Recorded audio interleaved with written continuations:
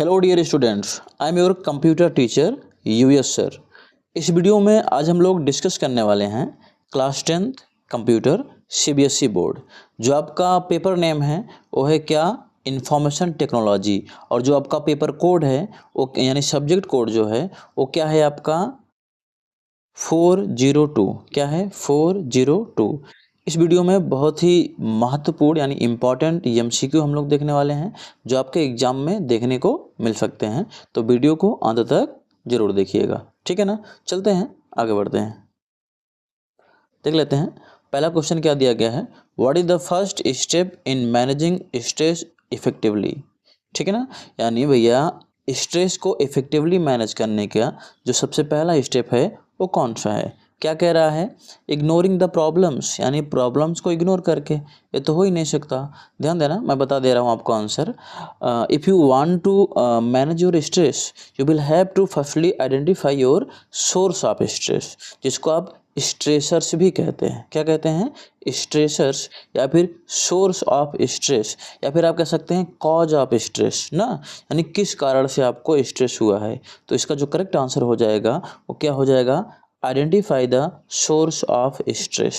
ठीक है ना, आप सोर्स ऑफ स्ट्रेस कहिए, या फिर इसको स्ट्रेसर्स भी कहा जा सकता है, या फिर कॉज ऑफ स्ट्रेस भी आप कह सकते हैं। ठीक है ना, आई होप आपको क्लियर हो गया होगा। तो इसका जो करेक्ट आंसर है वो क्या हो जाएगा, ऑप्शन बी। ठीक है ना, B is the right answer. चलते हैं नेक्स्ट क्वेश्चन की तरफ।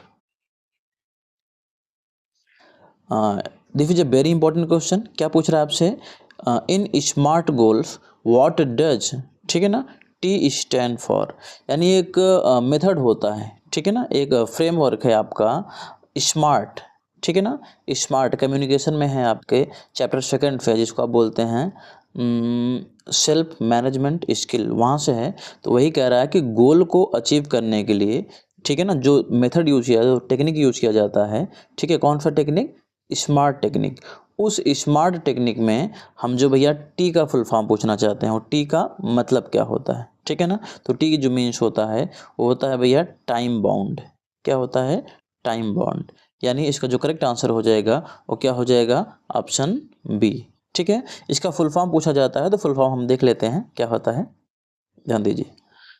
फुल फॉर्म क्या होता है, S for specific, M for measurable, और ए फॉर अचीवेबल, और आर फॉर क्या होता है, रिलेवेंट, और टी फॉर क्या होता है आपका टाइम बाउंड। ठीक है ना, पीछे टी का मतलब ही पूछा गया था, तो टी का मतलब क्या हो जाएगा आपका टाइम बाउंड।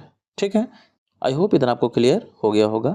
आगे लिखा गया है, this framework is use to set clear and effective communication goals and objectives ना, इसलिए इसका यूज किया जाता है। मतलब जो आपका स्मार्ट है, स्मार्ट मेथड जो है, इस मेथड का यूज हम इसलिए करते हैं ताकि अपना कम्युनिकेशन जो हमारा गोल होता है, ठीक है ना, उसको हम क्या कर सकें, क्लियरली और इफेक्टिव तरीके से सेट कर सकें। ठीक है ना, चलते हैं आगे बढ़ते हैं। क्या कह रहा है अगला question, what is the origin of, ठीक है ना, what is the origin of the word communication. मतलब कम्युनिकेशन शब्द का ओरिजिन का क्या है, कम्युनिकेशन शब्द आया कहाँ से है, किस शब्द से ओरिजिनेट हुआ है। ठीक है ना, पहला ऑप्शन क्या है आपका कम्युनिकेयर, दूसरा है आपका क्या कम्युनिकेट, और तीसरा आपका क्या है कम्युनिटी, तो चौथा आपका क्या है कॉमन। तो इसका जो करेक्ट आंसर हो जाएगा वो क्या हो जाएगा, कम्युनिकेयर। ठीक है ना, क्या हो जाएगा, कम्युनिकेयर। एक बात और, अब कम्युनिकेयर का मीन्स क्या होता है इसको आप कमेंट करके बताइएगा। अगर आप थोड़ा बहुत पढ़े होंगे तो आपको आसानी से पता चल जाएगा what is the meaning of communicare. ठीक है ना, कम्युनिकेयर का मीन्स क्या होता है, मीनिंग क्या होता है, इसको कमेंट करके ज़रूर आप बताइएगा। अगर आपको पता है तब भी कमेंट करिएगा, और अगर नहीं पता है तो आप भी तब भी कमेंट करिएगा कि ये चीज़ें आपको नहीं पता है, ताकि नेक्स्ट वीडियो में इसको हम कवर अप कर सकें। Now let's move the next question.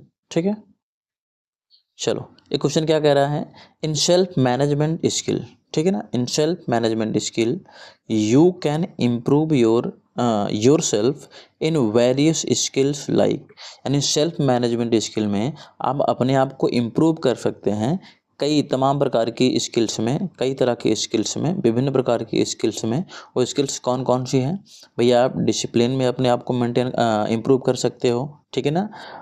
Time lineage में अपने आप को क्या कर सकते हैं आप? इम्प्रूव कर सकते हैं।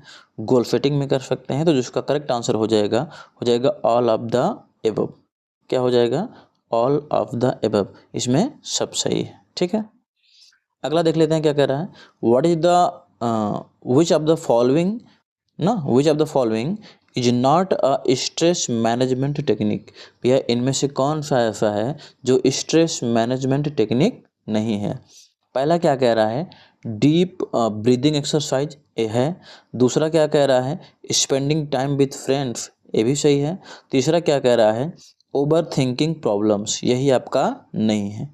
ये आपका मैनेजमेंट टेक्निक जो है स्ट्रेस मैनेजमेंट टेक्निक के अंतर्गत नहीं आता है। और आपका प्रैक्टिसिंग योगा, ये भी आपका आ जाता है, ठीक है ना। आई होप इतना आपको क्लियर हो गया होगा। अगला प्रश्न क्या कह रहा है? The ability to continue working despite, ठीक है ना, चैलेंजेज इज कॉल्ड। ठीक है, क्या कह रहा है भैया? ऐसे कौन से मतलब ऐसे कौन से आपका इनमें से ऐसा कौन सी एबिलिटी है जिसके द्वारा अपने चैलेंजेस को जो है डिस्पाइट करते रहते हो, लगातार करते रहते हो, ठीक है ना। तो क्या कह रहा है? कौन सा इसमें करेक्ट आंसर हो जाएगा आपका ऑप्शन बी, यानी सेल्फ मोटिवेशन, ठीक है ना। चलते हैं, आगे बढ़ते हैं। अगला क्वेश्चन क्या कह रहा है? Which of the following is an example of short term goal. यानी शॉर्ट टर्म गोल क्या है, ठीक है ना। गोल को आप डिवाइड कर सकते हैं शॉर्ट टर्म और लॉन्ग टर्म में, ठीक है ना। तो क्या पूछ रहा है? शॉर्ट टर्म गोल का एग्जाम्पल इसमें से पूछ रहा है। पहला क्या कह रहा है? Becoming a doctor. भाई अगर आपको डॉक्टर बनना है तो लॉन्ग टर्म गोल है ना, काफ़ी समय लगता है उसमें। दूसरा क्या कह रहा है? कंप्लीटिंग होमवर्क बाय इवनिंग, शाम तक अगर होमवर्क कंप्लीट करना है तो आपका शॉर्ट टर्म गोल यही है, ठीक है ना। तीसरा क्या कह रहा है? बाइंग अ हाउस, ये भी भैया क्या है आपका? लॉन्ग टर्म है। स्टार्टिंग अ बिजनेस, ये भी क्या है आपका? लॉन्ग टर्म है। तो जो इसका करेक्ट आंसर हो जाएगा वो क्या हो जाएगा? ऑप्शन बी ना, यानी option B is the right answer. अगला प्रश्न क्या कह रहा है? सेल्फ अवेयरनेस जो होता है आपका, हेल्प इंडिविजुअल्स टू, यानी सेल्फ अवेयरनेस लोगों की जो है मदद कैसे करता है? ध्यान से देखना। पहला क्या कह रहा है? इग्नोर दियर वीकनेस, नहीं, ये गलत है आपका। दूसरा क्या कह रहा है? Understanding their emotions and strength, यही सही है भैया। जो सेल्फ अवेयरनेस होता है ये आपका लोगों का जो है स्ट्रेंथ और इमोशंस को अंडरस्टैंड करने में मदद करता है, ठीक है ना। यही, यानी ऑप्शन बी आपका जो होगा करेक्ट आंसर हो जाएगा। अगला क्वेश्चन क्या कह रहा है? What is a physical symptoms, ठीक है ना। क्या है? What is the physical symptom of stress. भैया स्ट्रेस का फिजिकल सिम्टम क्या है उसके बारे में आपको बताना है। पहला ऑप्शन क्या कह रहा है? फीलिंग मोटिवेटेड, ये तो भैया फिजिकल नहीं है। दूसरा क्या कह रहा है? रैपिड हार्ट बीट, यही आपका फिजिकल है, यानी आपके दिल की धड़कनें क्या होती हैं? काफ़ी ज़्यादा तेज रहती हैं, ठीक है ना। तो आपका जो है फिजिकल सिम्टम है आपके स्ट्रेस का, ठीक है। अगला क्वेश्चन क्या कह रहा है? Which activity is an example of effective time management. इनमें से कौन सी ऐसी एक्टिविटी है जो इफेक्टिव टाइम मैनेजमेंट का है, ठीक है ना। तो पहला क्या कह रहा है? प्रोक्रेस्टिनेटिंग ऑन टास्क, यानी काम को जो है टालते रहना, नहीं है भैया ये। दूसरा क्या कह रहा है? क्रिएटिंग अ डेली, ठीक है ना, creating a daily to do list, भैया जो भी हमें रोजाना करना है उसकी एक लिस्ट तैयार करना, तो यही सही है। टाइम मैनेजमेंट का तरीका सबसे बढ़िया है, ठीक है ना। एग्जाम्पल है कि इसका टाइम मैनेजमेंट अगर आपको करना है, डेली जो भी वर्क आपको करने हैं उसका लिस्ट बना के आसानी से आप उसको कर सकते हैं, ठीक है ना। अगला क्वेश्चन क्या कह रहा है?